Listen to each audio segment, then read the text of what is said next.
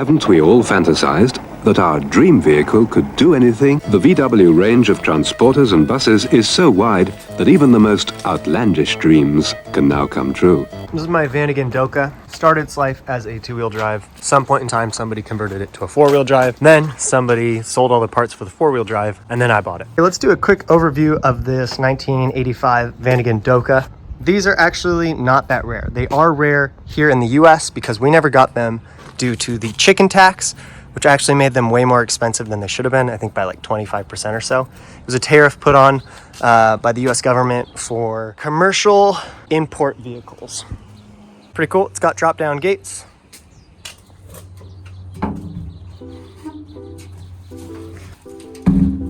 It's got a treasure chest. That's what this is like literally called, a treasure chest for storage of tools and parts. Here's the first tool. And I actually have a big 30-gallon gas tank that I'm going to use in here. All right, let's open the Doka up, see what we've got going on. We've got just junk, extra parts, rat poop. So let me clean all this out and we'll check back in. I got a little carried away when taking apart the Doka. You can see we've got the front seats out, everything's gone. All the rubber's out, seats are out, everything. I've already started vacuuming.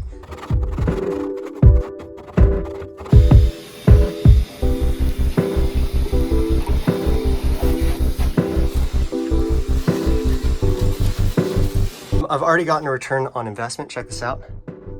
That's, oh wait, is that Canadian? All right, well, probably 10 cents Canadian, so you can do the math. We're doing good.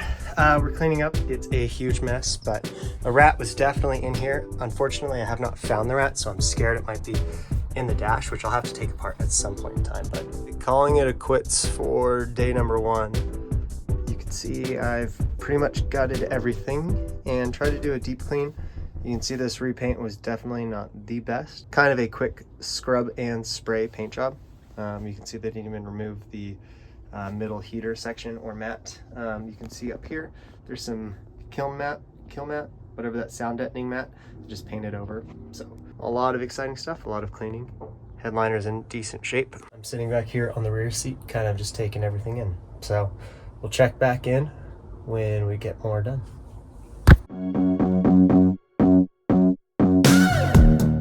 Okay, checking in with our Volkswagen Doka. Volkswagen truck. It looks pretty complete, but the reality is I'm really just not sure. I have to install pretty much everything. Like I mentioned, it was a four-wheel drive. All those parts got sold, so now it is a two-wheel drive. I'm going through the process of making everything a two-wheel drive once again.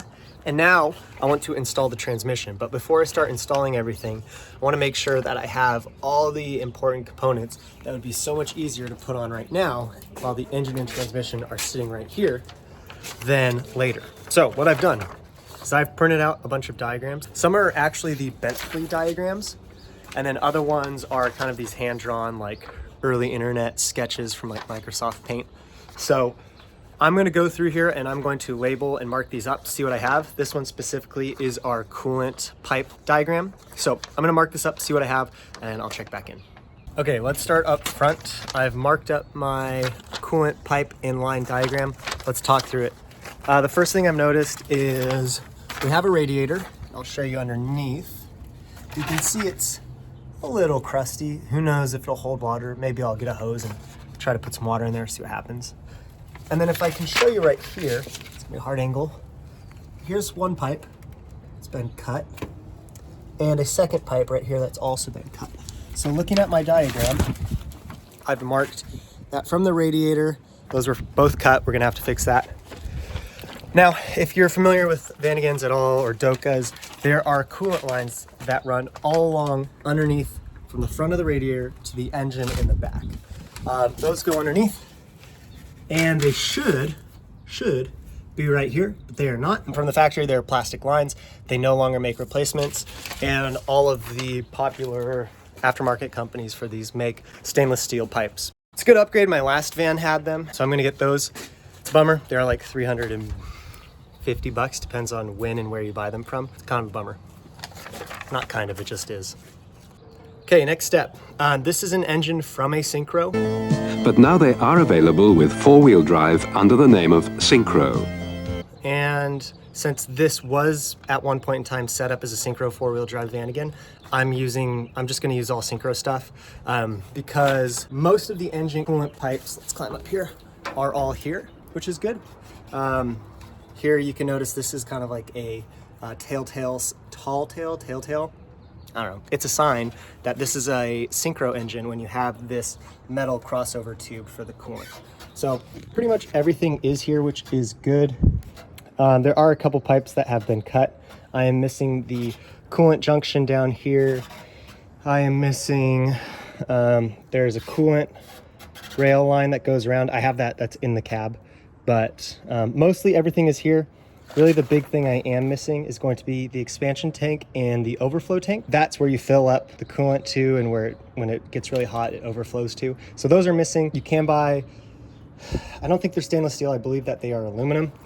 You can buy aluminum versions of them. So when you go to fill up, you have a nice aluminum tank that'll never break. You can pressurize it, but they're like 250 bucks. You could get plastic repop for like 30 bucks. So it's kind of a no-brainer. You could get like 6 of those before you bought the aluminum one.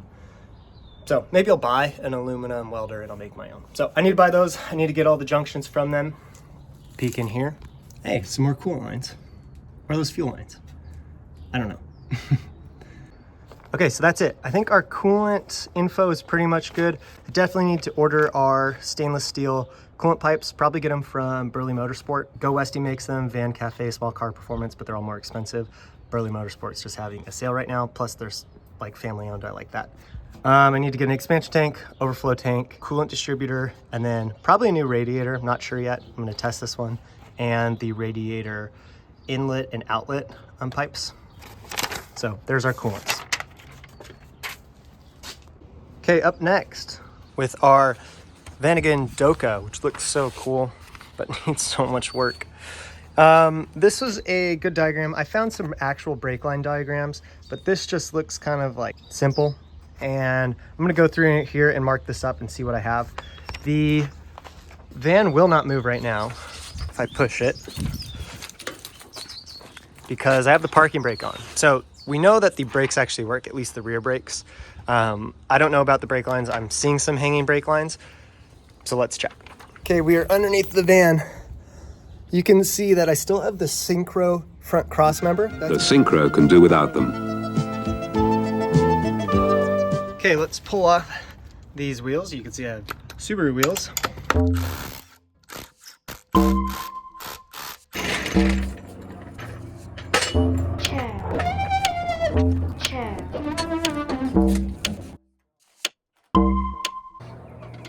Fishy. I don't know why it smells fishy. It's kind of gross. All right, let's see what we've got. So, looking at our drawing here, we should have a front flex line. We should have a hard line going to a junction, which goes up to our master cylinder, which master cylinder is going to be underneath the dash right here. So we should just see a line going up. So let's see.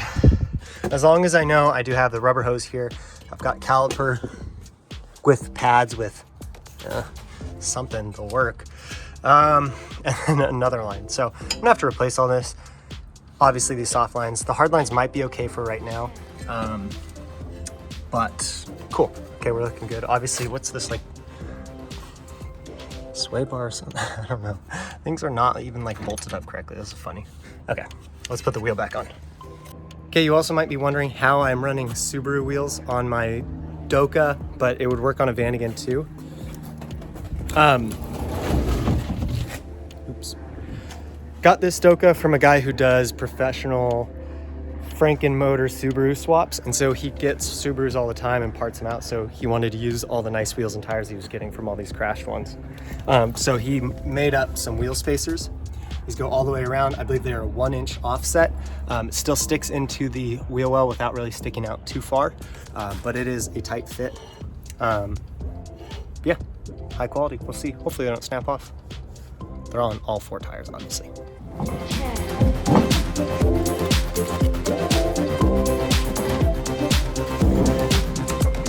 That is so much easier than stock Vanagon wheels. If you have a stock Vanagon, you know that they don't have studs that stick out. You actually have to thread a bolt into a socket. It's the worst thing in the world. It's super frustrating, especially on the side of the road. Okay, let's take the bed gate down and I will show you. Oh, how cool is that? I need to put rubber stoppers on here so it doesn't mess up this powder coat. All right, here's my transmission. Now, this was professionally rebuilt by a shop in San Diego. Fortunately, the van that it was put into did about 200 miles or so, and then the garage it was in burnt down. The van itself didn't catch on fire, which is unlikely for these, or not normal for these. However, the van itself did, and this kind of got baked in there. As you can see, this clutch, slave cylinder, toast, done, useless. Honestly, everything else though is fine. Like, there's not a lot of seals or gaskets. There's, you know, these axle output gaskets and the one behind it, but I really think that this is going to be fine to just run. The only thing is, you can see right here, and you can kind of hear the rubbing. There's like a, I don't even know what you'd call this, like an output shaft axle retainer or lock screw, I think I've heard these called before. They're like a $6 part, but it's plastic, and it totally melted on both sides. Have to replace those before this goes in. I'm sitting in the Doka. I've cleaned it all out and I'm just kind of brainstorming what we're going to do. Basically, it's going to be a regular two-wheel drive in the rear, but in order to keep this a four-wheel drive, even though it's been gutted of all The engine, clutch, transmission, and rear axle differential. What we're going to do is sourcing a differential that would fit down underneath here where the stock one would go. You might be wondering, why don't I just buy a stock one? Well, they're at least $2,000 because they're pretty rare. So I could probably source an Audi or some equivalent German differential, put it down there, and it would only cost, you know, $200, $400. Put that down here and then put in electric motor. Where did I get this idea from? I'm not the first person to come up with this. I believe Go Westy did one on their Nora 500 race Westfalia, but I believe they used a Tesla front small drive unit. So I have to double check that. I think the Bostig conversion guy, I think is his last name, he used a 0SR motor, which gave me the idea. Now, he hasn't really followed up on that, so probably wasn't powerful enough, but there was a driving video of him and it's still here on YouTube. So it is possible. Proof of concept is out there. I might have to change the motor and go to a bigger motor, but that is not the end of the world. Parts are getting cheaper. I'm in Southern California where there's a ton of electric vehicles, so I can pick parts up for relatively cheap. I'm thinking the batteries would go under this rear seat, and the cool thing about that battery, running a step-down transformer to 12 volts, I would have a massive in-house battery bank for camping. But also, up here in the roof, I would love to cut out a hole and put in a Dometic RTX 2000 AC unit. It's becoming really popular to do in Westfalia versions of the Vanagon because it has that front luggage rack and you can cut it out. I'll post a picture in this video right here. So if I could do that, I could have AC in here, and it's a 12 volt system for that AC. And if I run that off of my Zero motorcycle battery, I could have a ton of AC and also have solar panels hooked up to it and all that stuff. So there's going to be some tricky wiring that'll go into that. But the cool thing is I have everything right now to make this the two-wheel drive, rear engine, stock, gas powered version of this truck. Get that going, and then I can take my time, wait till somebody crashes a 0SR motorcycle, pick it up for $1,000 or $2,000. I have everything I need: contactors, pre-charge resistors, controller, motor, battery, charger, everything is there. I'll probably use a different controller so I can tune it better. That's what I'm planning. Hopefully I'm not going to have to cut anything right here to make room for the electric motor, but we'll see. It all depends on the differential I use and what angles I can play with. But even if I did have to cut right here, I could make a metal enclosement right here that could also kind of look like a center console, so it wouldn't be the end of the world. So that's what I'm thinking of doing.